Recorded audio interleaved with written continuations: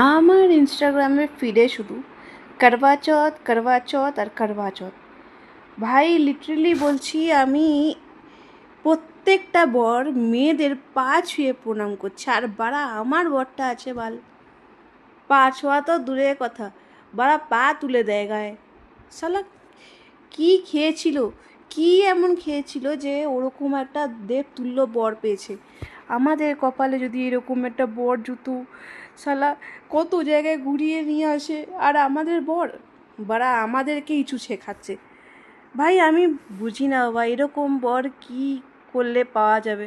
আমি শিবের ভক্ত, শিব ঠাকুরকে পুজো দিলাম, দুধ দিলাম, জল দিলাম, আর আমার কপালে গাড়ের মতন বর।